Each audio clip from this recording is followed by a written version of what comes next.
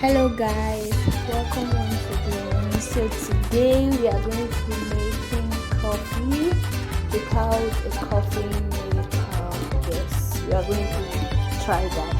Yes, it's easy and it's fast, no stress involved. You just need your black coffee and we are going to be using such as Nescafe, sugar and our evaporated milk. Do watch, like, subscribe.